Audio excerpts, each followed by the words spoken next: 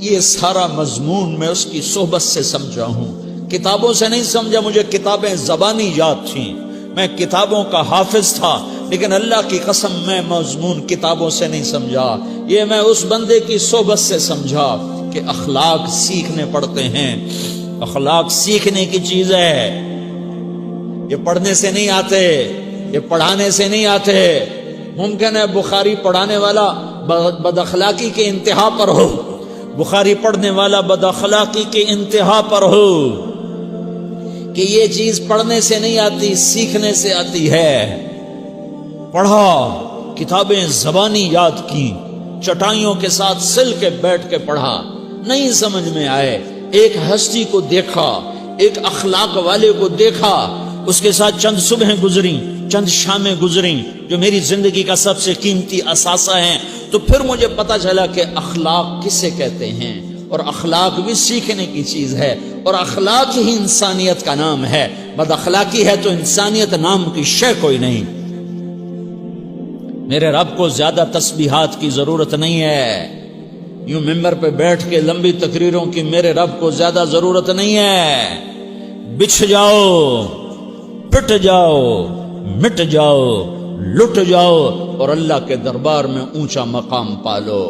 لوگوں کی سہنا سیکھ لو، لوگوں کے زخم سہنا سیکھ لو، لوگوں کی لگائے ہوئے نشتر، لوگوں کے لگائے ہوئے زخم چھوڑ دو رسنے کے لیے، چھوڑ دو گھاؤ بننے کے لیے، چھوڑ دو انہیں گہرا ہونے کے لیے۔ یہ جتنے گہرے ہوں گے اتنا تم اللہ کو محبوب نظر آؤ گے۔ تو بچا بچا کے نہ رکھ اسے، تیرا آئینہ ہے وہ آئینہ کہ شکستہ ہو تو عزیز تر ہے نگاہ آئینہ ساز میں۔ اسے ٹوٹنے دو، اسے ٹوٹنے دو۔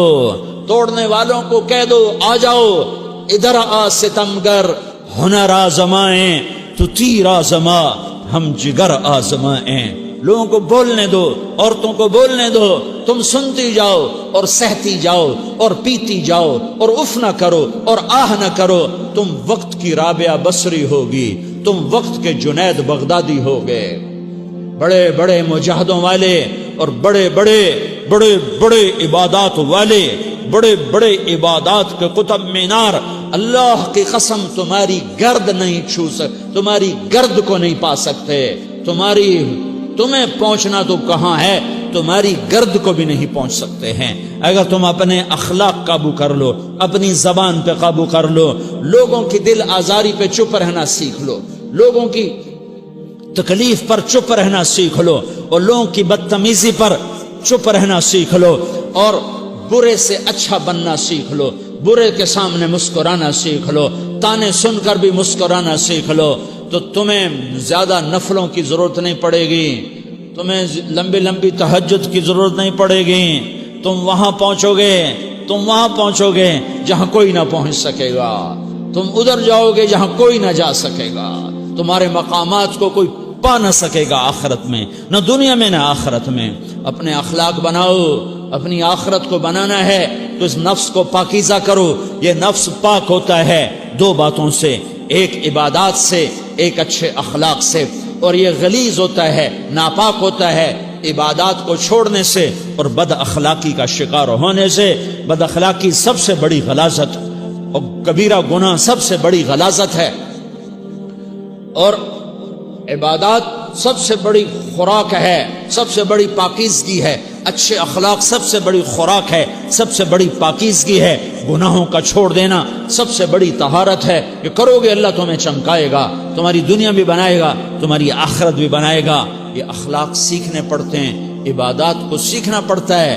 اللہ کے راستے میں جاؤ، اللہ کے راستے میں پھرو، اور اپنے اخلاق بھی بناؤ، اپنا ایمان بھی بناؤ، اپنے کردار کو بھی بناؤ، اور مرتے دم تک یہ محنت کرتے رہو، کرتے رہو، کرتے رہو۔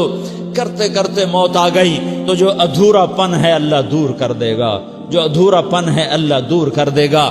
اور کوشش کرو 24 گھنٹے کی زندگی میں اس زبان پہ خیر کے سوا کچھ نہ نکلے۔